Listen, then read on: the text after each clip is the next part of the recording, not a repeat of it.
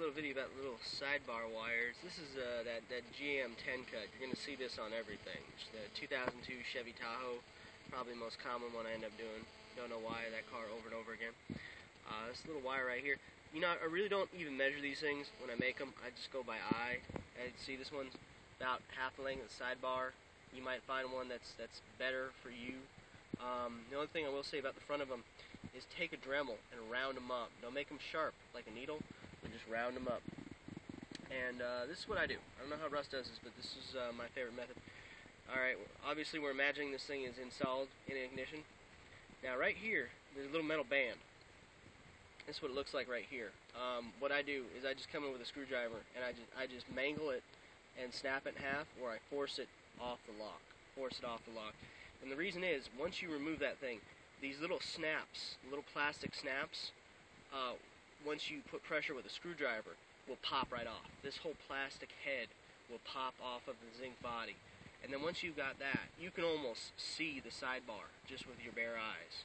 And if you didn't know that trick already, you can really look right at the sidebar.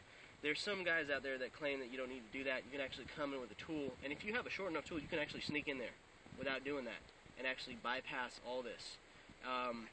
Take a flathead screwdriver. You notice you can actually pull this lock cylinder out 1/8 of an inch off the cylinder, out of the ignition column, just enough to possibly sneak in a little tool. And I do know some people like to do that. I don't like to do that.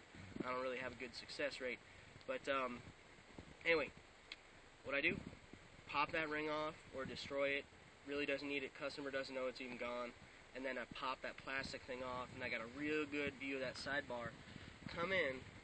Now, I like this tool right here. It's just kind of the same tool I keep making over and over again, because I can kind of comfortably hook my hand in it and put pressure against that sidebar.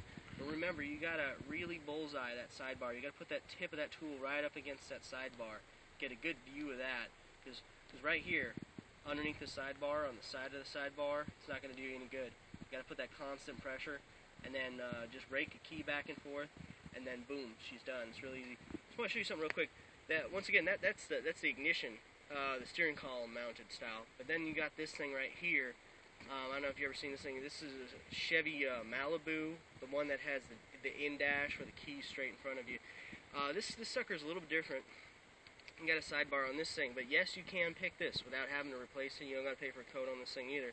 You got to remove this this stupid thing right here. You can get underneath this thing and you can pop it off. After that, you got to come in with a drill, like a 1/8 of an inch drill on the far outside, because there's a hardened armored plate in the very center, but on the outside it's still soft. You drill a hole through there.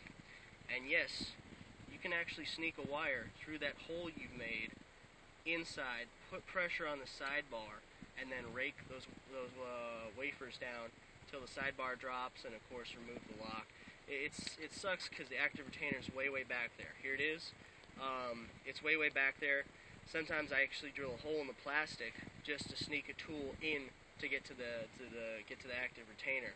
But it can be done it 100 times, and it's a hell of a lot better than paying for the code.